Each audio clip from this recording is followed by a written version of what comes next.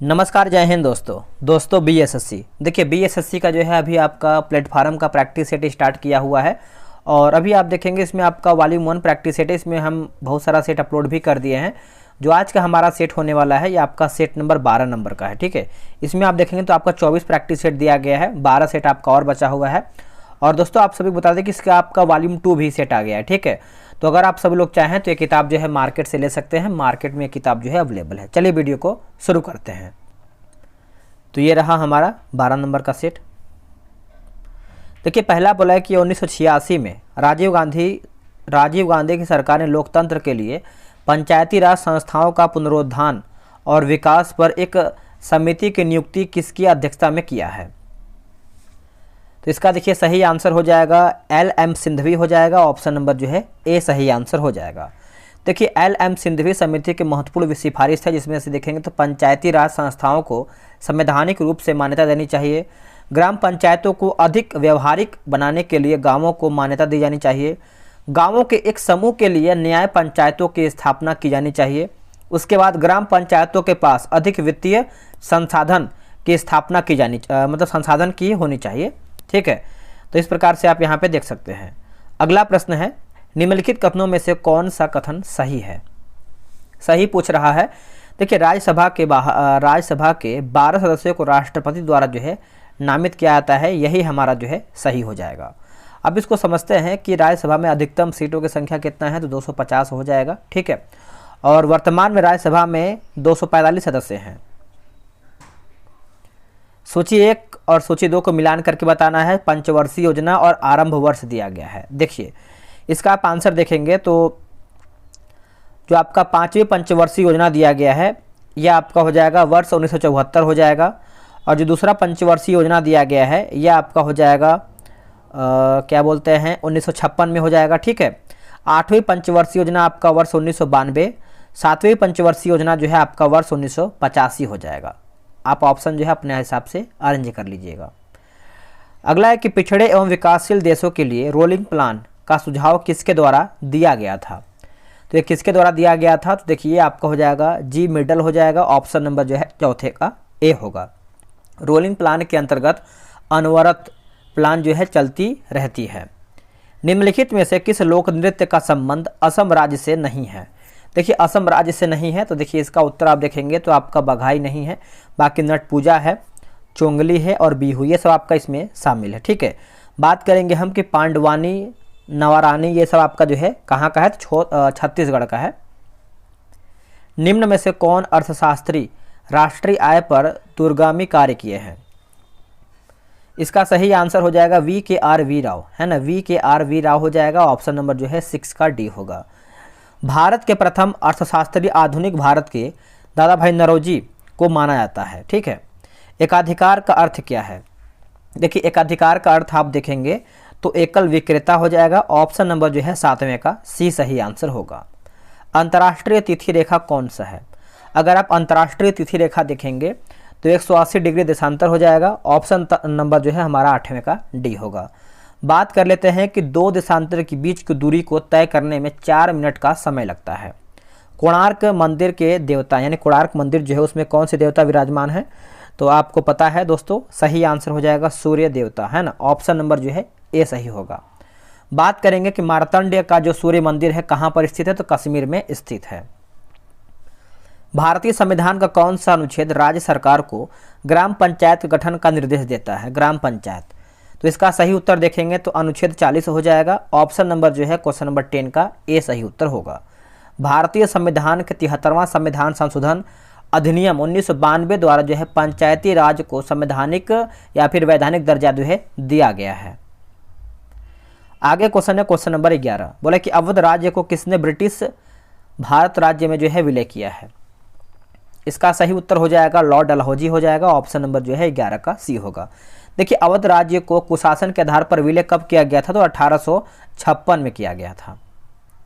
Next है कि मिट्टी और पत्थर के टुकड़े का पहाड़ी की तल की ओर गमन करना कहलाता है क्या। देखिए गमन करना दोस्तों ये आपका मृदा अपरदन कहलाता है। ऑप्शन नंबर ए सही आंसर होगा, मृदा अपरदन। देखिए मृदा की कुछ ईंट मिट्टी की उपजाऊ होती हैं, ठीक है, जो अपरदन के कारण जो है नष्ट हो जाती हैं।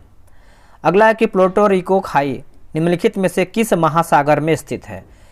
कौन से महासागर में स्थित है? तो ये आपको अटलांटिक महासागर में देखने को मिलता है। 13 का जो है ऑप्शन नंबर सी होगा। बात करेंगे कि मैरियाना गर्त आपको कहाँ पर देखने को मिलता है? तो ये आपको प्रशांत महासागर में देखने को मिलता है। उसके बाद देखेंगे तो एक होता है टोंगा, ये भी आपको प्रशांत महासागर में ही देखने को मिलता है।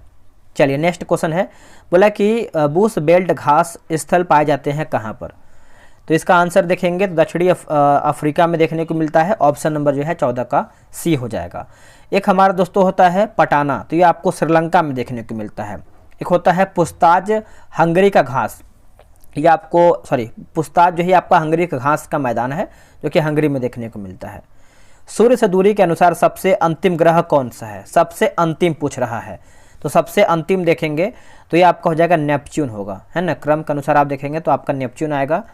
बात करेंगे कि वरुण जो आपका है हरे रंग का ग्रह है, ठीक है, जो हमारा पृथ्वी है वो आपका नीला है। नेक्स्ट क्वेश्चन है, निम्नलिखित में से किस खिलाड़ी ने कभी भी ओलंपिक पदक नहीं जीता है? तो 4 ऑप्शन दिया गया है, बताइए क्या होगा इसका सही उत्तर। इसका सही उत्तर देखेंगे तो सानिया मिर्जा, ये कभी भी ओलंपिक पदक नहीं जीती हैं। बाकी विजय कुमार, गगन नारंग और विजेंद्र सिंह, ये सब जो है ओलंपिक पदक जीते हैं। बात कर लेते हैं कि अगर आपको BSSC इंटर लेवल का प्रैक्टिस सेट लगाना है, वो भी आपका 150 क्वेश्चन विद डिस्कशन के साथ सॉल्यूशन आपको सेट में दिया जाता है। अगर आपको लगाना है तो आप टेलीग्राम ग्रुप से ज्वाइन हो सकते हैं। आपको करना क्या है, व्हाट्सअप करना है 8756546533। आप इस पर जो है BSSC इंटर लेवल लिख करके मैसेज कर दीजिए, आपको जानकारी पूरा मिल जाएगा। मौर्य वंश का अंतिम शासक कौन था? उत्तर हो जाएगा बृहद्रथ। ऑप्शन नंबर जो है यहाँ पे डी होगा। देखिए 185 BC यानी बिफोर क्राइस्ट ईसा पूर्व होता है। 185 BC में बृहद्रथ की हत्या जो उसका सेनापति जो है पुष्यमित्र शुंग ने कर दिया था, और पुष्यमित्र ने शुंग वंश की स्थापना भी किया है। अगला है कि यात्री इब्न बतूता कहाँ से आया था? तो इब्न बतूता सभी को पता है, आपका मोरक्को से आया हुआ था। ऑप्शन नंबर ए। आया कब था भारत में? तो ये आपका 1333 में आया था, ये जरूरी है आपको याद रखना। किस राज्य की अर्थव्यवस्था को मनी ऑर्डर अर्थव्यवस्था कहा जाता है? इसका सही उत्तर हो जाएगा उत्तराखंड होगा। ऑप्शन नंबर डी सही उत्तर होगा। म्यांमार का प्रमुख धर्म कौन सा है? देखिए प्रमुख धर्म पूछ रहा है तो ये हो जाएगा बौद्ध धर्म। ऑप्शन नंबर जो है 20 का डी सही आंसर होगा। देखिए थेरावाद है ना, थेरावाद की बात कर लेते हैं तो बौद्ध धर्म म्यांमार का प्रमुख धर्म है थेरावाद। अमीर खुसरो एक डैश थे। देखिए अमीर खुसरो दोस्तों आप अच्छे से याद रखिएगा, एक कवि भी थे, संगीतज्ञ और इतिहासकार। आप बोल सकते हैं तीनों हमारा सही आंसर हो जाएगा। मौलिक अधिकारों को लागू करने के लिए निम्नलिखित में से किसी न्यायालय द्वारा क्या जारी किया जा सकता है? देखिए इसका उत्तर हमारा हो जाएगा रीट। दोस्तों भारतीय संविधान के अनुच्छेद 32 के अधीन जो है संवैधानिक उपचार का वर्णन किया गया है, और अनुच्छेद 32 में 5 रीट जो है जारी करने का अधिकार जो है उच्चतम न्यायालय को है। कहाँ के वृक्ष वर्ष में कम अथवा अधिक समय के लिए पत्तियों से रहित हो जाते हैं? उत्तर होगा पर्णपाती वन हो जाएगा। ऑप्शन नंबर डी होगा। देखिए पर्णपाती वन को हम पतझड़ वन भी कहते हैं, और भारत में पर्णपाती वन जो है अधिक पाई जाती है। जैसे अभी देखेंगे तो एक मौसम आता है, गर्मी वाला जो दिन आता है, उसमें बहुत ज़्यादा पत्ता वगैरह झड़ता है। जैसे देखेंगे तो नीम का हो गया, पीपल का, जो भी वृक्ष है बड़ा बड़ा पत्ता झड़ने लगता है, फिर नया पत्ता आता है। प्रसिद्ध विरूपाक्ष मंदिर कहाँ पर अवस्थित है? देखिए विरूपाक्ष मंदिर आप देखेंगे तो ये आपको हम्पी में देखने को मिलता है, यानी ये कर्नाटक में है। ठीक है, बात करेंगे कि हम्पी विजयनगर राज्य की राजधानी थी। ठीक है, कृष्णदेव राय विजयनगर राज्य के महानतम शासक भी माने जाते हैं। हम्पी निम्नलिखित में से किसके उत्तरी तट पर स्थित है? ये तो सभी को पता है दोस्तों।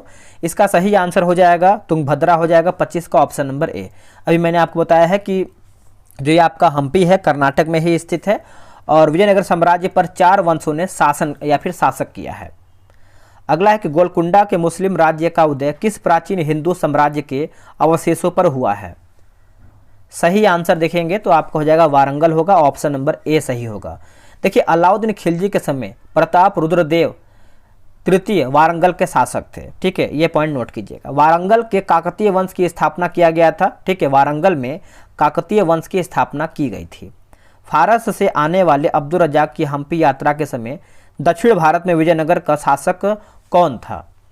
इसका सही उत्तर हो जाएगा देवराव द्वितीय होगा। ऑप्शन नंबर यहाँ पे जो है 27 का बी सही उत्तर हो जाएगा। विजयनगर राज्य में अथवान भू राजस्व विभाग को कहते थे। जो अथवान है वो आपको भू राजस्व विभाग को कहते थे। वेद शब्द का अर्थ क्या है? देखिए वेद शब्द का अर्थ आप सभी को पता है, ज्ञान होगा। क्या होगा? ज्ञान। Option number D.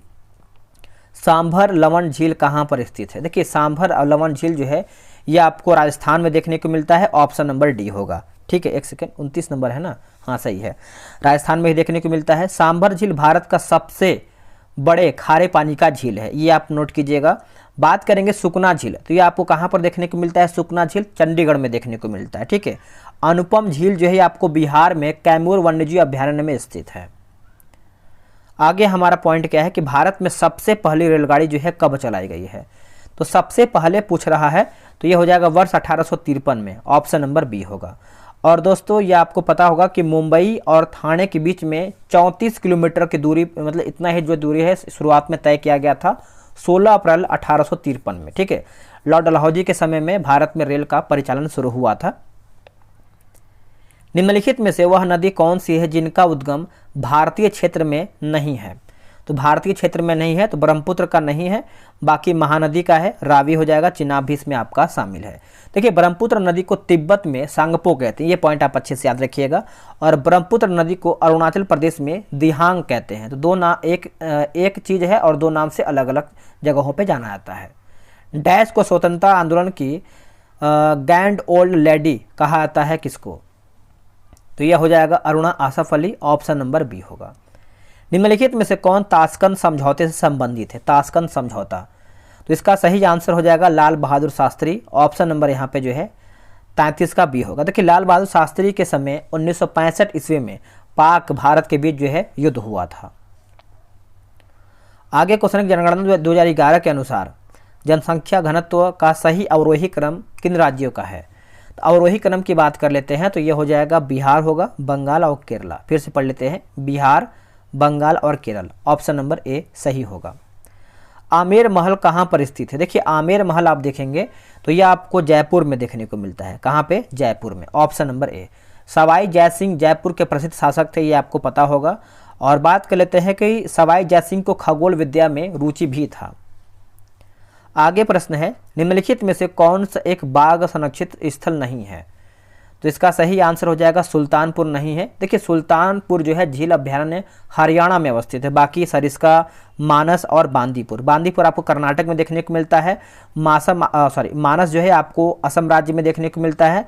और जो आपका सरिस्का दिया गया है ये आपको राजस्थान में स्थित है। जुलाई 2023 में इसरो ने PSLV C56 रॉकेट से किस 6 देश के 7 उपग्रहों को सफलतापूर्वक प्रक्षेपित किया है? इसका सही उत्तर हो जाएगा सिंगापुर होगा। क्या होगा? सिंगापुर।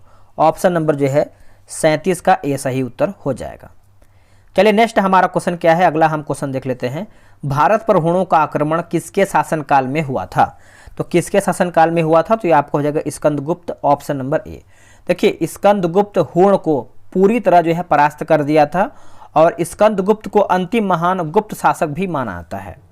वह प्रथम राष्ट्रीय यानी नेशनल पार्क कौन सा है जिसे भारत में स्थापित किया गया है? तो ये सभी को पता है दोस्तों, इसका सही आंसर हमारा हो जाएगा जिम कॉर्बेट नेशनल पार्क हो, और ये आपको देखने को मिलता है उत्तराखंड में। ठीक है, और ये आपका वर्ष 1936 में जो है निर्माण इसका हुआ था, वर्ष 1936 में। महमूद गजनवी के भारत पर आक्रमण का प्रमुख उद्देश्य क्या था?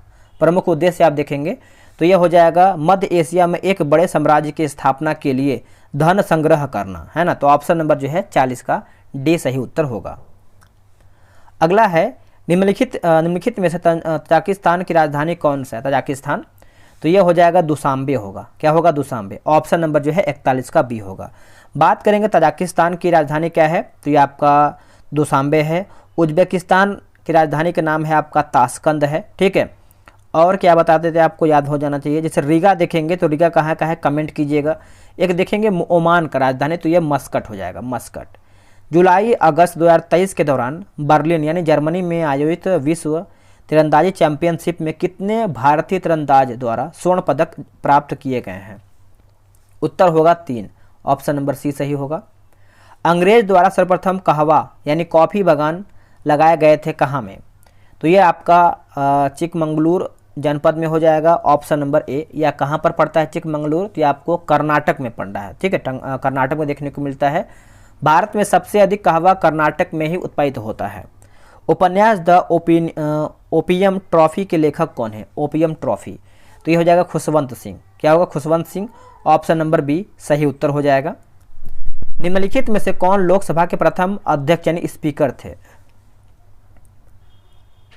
सही आंसर हो जाएगा G B Mavalankar, option number B. देखिए जी बी मावलंकर पर अविश्वास प्रस्ताव भी लाया गया था, तो क्वेश्चन ये आ सकता है, चार ऑप्शन देखे कि वो कौन से लोकसभा अध्यक्ष हैं जिनके ऊपर जो है अविश्वास प्रस्ताव लाया गया था। तो क्वेश्चन किसी भी तरीके से आ सकता है। जो जी बी मावलंकर थे ये पद पर रहते ही जो है इनका मृत्यु हो गया था। नदियों को जोड़ने यानी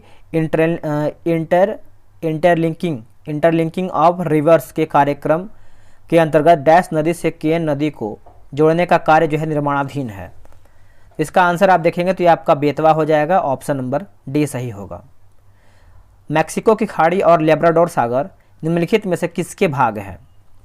तो ये किसके भाग हैं? तो अटलांटिक महासागर का हो जाएगा, ऑप्शन नंबर यहाँ पे डी सही आंसर होगा। देखिए इस महासागर यानी बात करते हैं कि शून्य अंश अक्षांश तथा शून्य अंश देशांतर अटलांटिक महासागर में अवस्थित है। मिस वर्ल्ड 2023 प्रतियोगिता का आयोजक देश पूछ रहा है, तो देखिए ये आपका हो जाएगा भारत, यानी अपना भारत हो जाएगा, ऑप्शन नंबर ए सही होगा। मध्य प्रदेश में आयोजित खेलो इंडिया यूथ गेम 2023 में आकाश कुमार ने किस खेल में स्वर्ण पदक जीता था?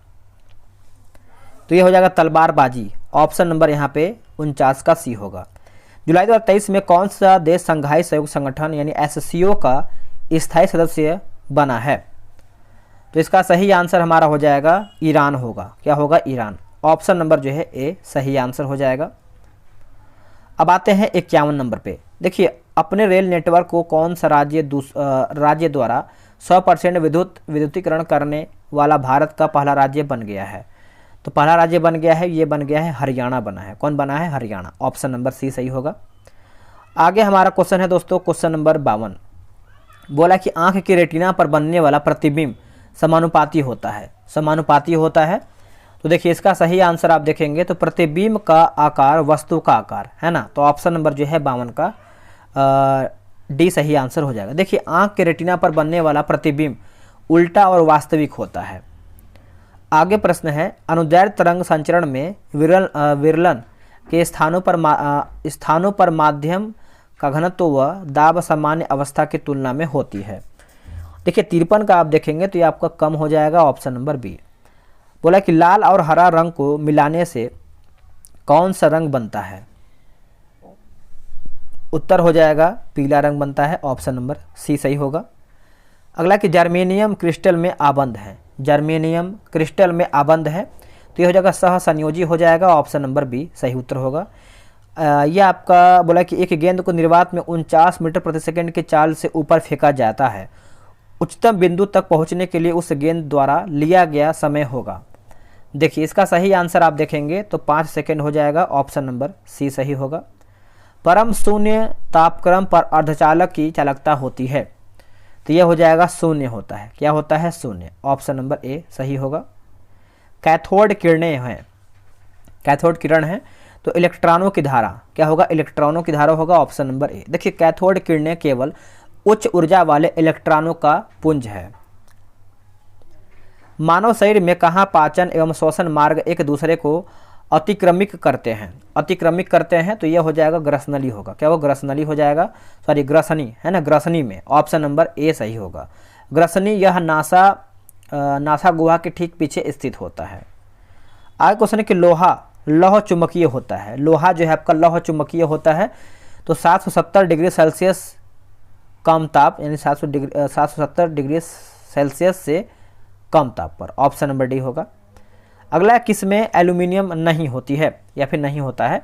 तो देखिए इसका हो जाएगा फ्लोरोस्पास होगा, ऑप्शन नंबर बी सही हो जाएगा।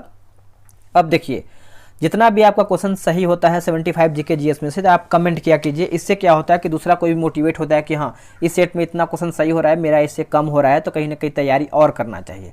इससे मालूम चलता है कि हाँ आपका कितना क्वेश्चन सही हो रहा है। चाहे आपका 25 क्वेश्चन सही हो, 50 क्वेश्चन सही हो या फिर पूरा क्वेश्चन सही हो, कमेंट किया कीजिए। बोला कृत्रिम डायलिसिस का प्रयोग होता है, तो इसका सही आंसर आप देखेंगे तो हो जाएगा वृक्क यानी किडनी प्रतिस्थापन, ऑप्शन नंबर जो है सी सही आंसर होगा। अगला है कि सूर्य उगते और डूबते समय लाल क्यों दिखाई पड़ता है? लाल क्यों दिखाई पड़ता है? तो लाल रंग का विक्षेपण सबसे कम होता है इसी की वजह से, है ना। तो ऑप्शन नंबर ए सही होगा। बैगनी रंग का विक्षेपण जो है सबसे अधिक होता है। अगला है कि ध्वनि तरंगे एक स्थान से अन्य स्थान तक किसी राशि यानी एक्स का स्थानांतरण करती है, राशि एक्स है, तो यह होगा आपका ऊर्जा होगा, ऑप्शन नंबर डी। मानव शरीर की सबसे बड़ी ग्रंथि कौन सी है? देखिए सबसे बड़ी ग्रंथि आप देखेंगे तो यह हो जाएगा यकृत होगा, है ना। यकृत यह आपका 1.5 से 2 kg के बीच में होता है। यह प्रोटीन के उपापचय में सक्रिय रूप से भाग लेता है। अगला है कि अमाशय में भोजन के पश्चात क्या मिलता है? इसका सही आंसर हो जाएगा जठरस हो जाएगा, ऑप्शन नंबर डी होगा। मांस, अंडा, मछली का यकृत तथा दूध निम्न में से किसका स्रोत है? देखिए ये आपका हो जाएगा विटामिन डी, है ना। ऑप्शन नंबर जो है 67 का, एक सेकेंड, विटामिन, हाँ ठीक है 67 का विटामिन डी होगा। देखिए विटामिन डी का रासायनिक नाम क्या है बताइएगा? कैल्सीफेरॉल हो जाएगा। और बात करेंगे रेनिन, तो ये आपका दुग्ध पाचक एंजाइम होता है रेनिन। आगे कि रक्त समूह ओ को सार्वत्रिक रक्तदाता कहा जाता है। इसमें निम्न में से कौन सा एंटीजन जो है पाया जाता है? एंटीजन, तो कोई एंटीजन इसमें नहीं पाया जाता है, ऑप्शन नंबर डी होगा। बोला कि एल्किन का सामान्य सूत्र क्या है? एल्किन का, तो ये हो जाएगा CnH2n हो जाएगा, ऑप्शन नंबर जो है 69 का सी होगा। पानी से भरे गिलास में बर्फ का एक टुकड़ा तैर रहा है। टुकड़े के पूरा पिघल जाने पर गिलास में पानी का तल पूछ रहा है, तो देखिए अपरिवर्तित रहता है, ऑप्शन नंबर बी सही होगा। एक पिंड को एक मीनार से शून्य वेग के साथ नीचे गिराया जाता है। यदि 4 सेकंड बाद वह धरातल पर पहुंचता है तो मीनार की लगभग ऊंचाई होगी, तो लगभग ऊंचाई दिखाया तो 80 मीटर हो जाएगा, ऑप्शन नंबर ए। जब किसी धातु को गर्म किया जाता है तो इसका प्रतिरोध आप देखेंगे तो बढ़ जाता है ना, ऑप्शन नंबर जो है बी सही उत्तर होगा। सब्जी के रूप में खाया जाने वाला छत्रक पूछ रहा है, तो देखिए इसका सही आंसर आप देखेंगे तो हो जाएगा कवक होगा। क्या होगा? कवक। डीएनए संरचना का मॉडल किसने दिया है? तो ये किसने दिया है बताइएगा? तो ये आपको हो जाएगा वाटसन और क्रिक होगा, ऑप्शन नंबर डी सही होगा। विटामिन ई महत्वपूर्ण स्रोत है। देखिए विटामिन ई की बात कर लेते हैं तो अंकुरित अनाजों में हो जाएगा, ऑप्शन नंबर जो है सी होगा। दोस्तों यहीं पर हमारा जो है सेट समाप्त होता है। अब आपको कमेंट करना है कि आपने कितना प्रश्न सही किया है। इसके बाद देखेंगे तो आपको मैथ मिलेगा, रीजनिंग मिलेगा। इसमें आपको डिस्कशन सॉल्यूशन बहुत ही बेहतर तरीके से दिया गया है। आराम से आप जो है आराम से सॉल्यूशन भी देख सकते हैं। चलिए आज के लिए इतना ही। जय हिंद, जय भारत।